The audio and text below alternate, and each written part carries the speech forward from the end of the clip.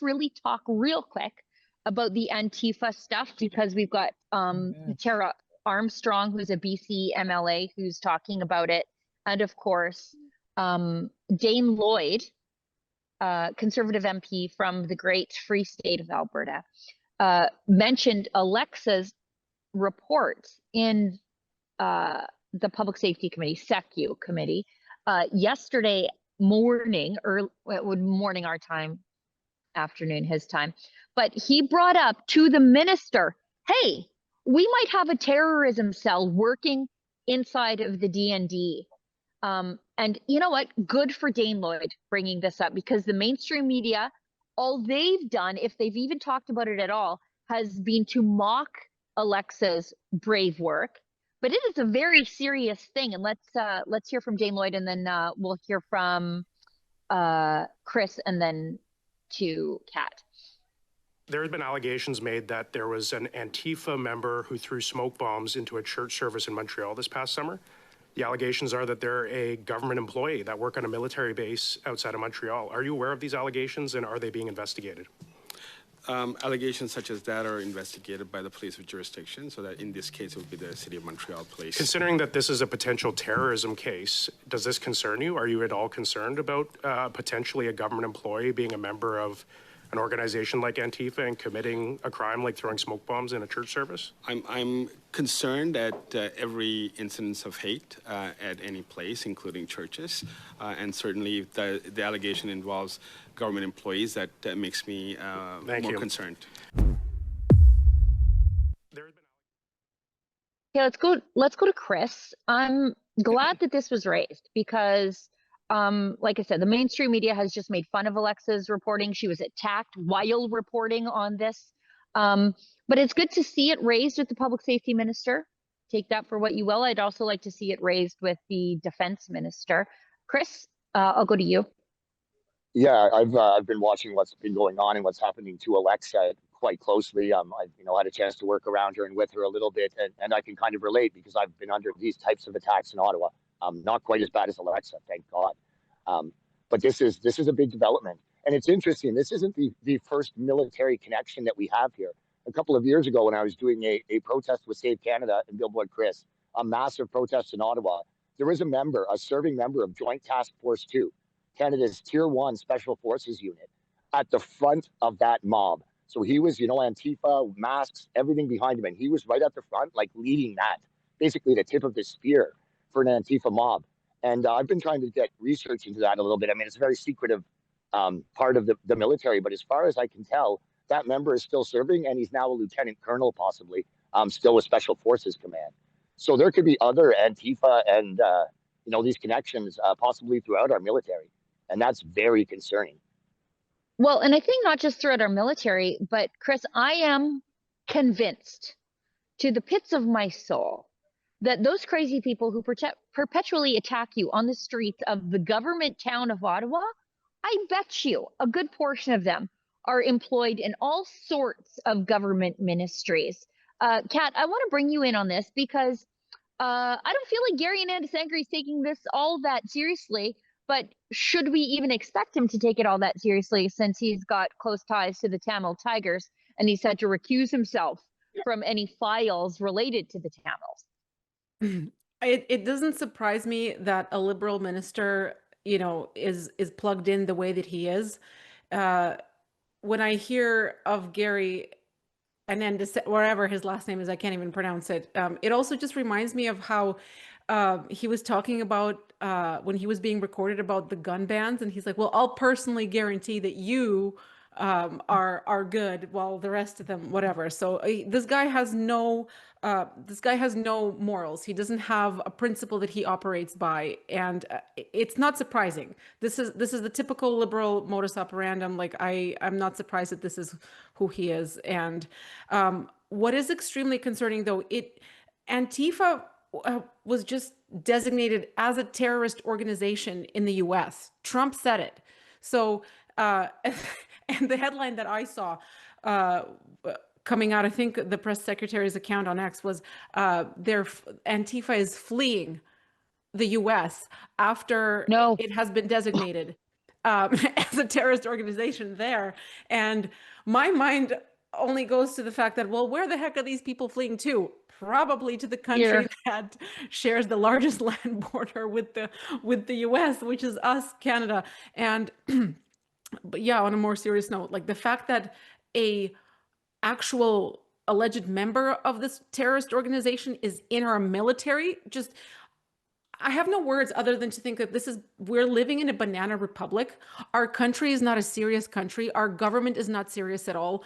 All we ever see is corruption, just flagrant disregard of the rule of law here. And Gary's statement, sure, this will be looked at by the police or the RCMP. I have no faith in that coming to any kind of fruition whatsoever. I don't feel any confidence that anyone's gonna, come to justice on this if this guy is in fact Antifa, which it looks like he is, and just frustration all around. I don't wanna say I feel blackpilled, but sometimes when I see cases such as this, a terrorist cell in our military, I feel like I'm having a bit of a black pill moment when I read about stuff like this or see stuff like this.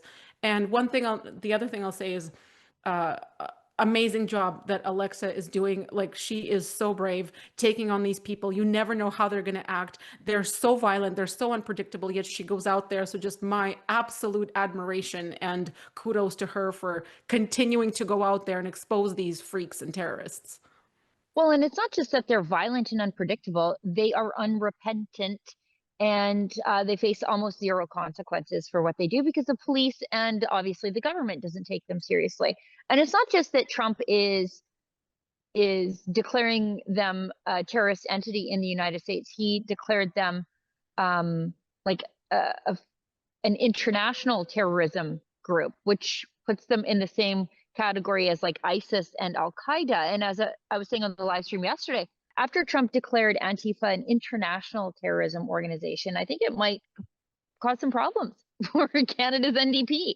Like, we saw Charlie Angus whip up an Antifa mob just a couple weeks ago. We've seen actually the aforementioned Bruce Arthur tweet things in support of Antifa, saying, Antifa, they're just anti-fascist. And guess whose grandpas fought fascists in the Second World War, as if those are the same things as the black-clad vegan mobs of arsonists who run amok in our cities. It's just like everybody's grandpa.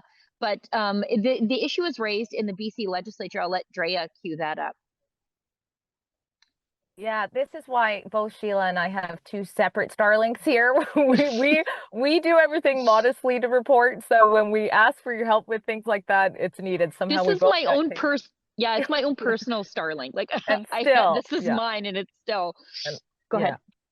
But yeah, well, what I like, and I did look up that minister's last name, Gary's last name, and I'm not even going to bother trying. So I'm unfortunately going to call him Gary. What I do like about him is he did say, I don't support that.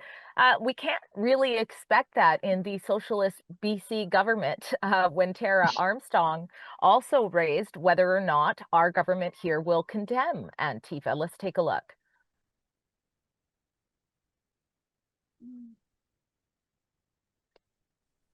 And perpetrating violence in the United States, Canada, and around the world.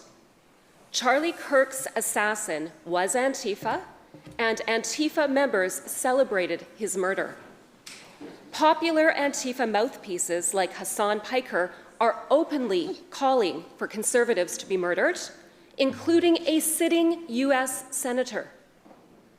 In Montreal, Antifa members brutally assaulted and broke the arm of Billboard Chris, who was 1BC's esteemed guest here yesterday in the legislature. In Vancouver, last Saturday, Antifa members marched in a demonstration with Sammy Doon, a listed terrorist organization. They wore masks, dressed in black, and flew the Antifa flag to intimidate the public. So my question to the Attorney General is simple. Will she, right now, right here in this House, condemn Antifa? Attorney General. Thank you, Mr. Speaker. I'll just start by saying that we're a government that's focused on bringing people together and not dividing them, and is focused on addressing the real issues that British Columbians are facing today. I want to talk about our steps that we've taken on terrorist organizations because of the Premier's leadership, that the Bishnoi gang was classified as a terrorist organization.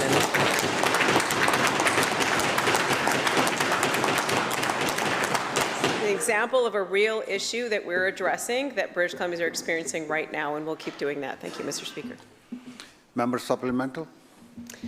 Well, with all due respect, Mr. Speaker, my question was not about that. My question was about ANTIFA, a decentralized leftist organization like neo-Nazis on the right, which should be very easy to condemn. I personally condemn both ANTIFA and neo-Nazis.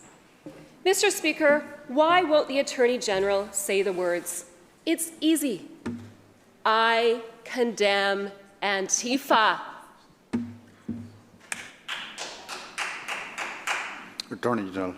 Thank you, Mr. Speaker. We condemn all forms of political violence. In fact, there were recent incidents of members of this House where they've experienced what we think is really unnecessary and unfortunate incidents of violence against their offices and threatening their people. These are the real issues that we're focusing on, that British Columbians are facing right now. And as I mentioned, the Bishnoi gang, another real issue that we're focused on today. This type of Trump-style politics that's coming to this House that isn't addressing the real issues that British Columbians are facing is really unnecessary and unwelcome. Oh, there you go. Yeah, Trump-style politics. She treats it like some sort of conspiracy theory, the whole Antifa thing. She's so condescending.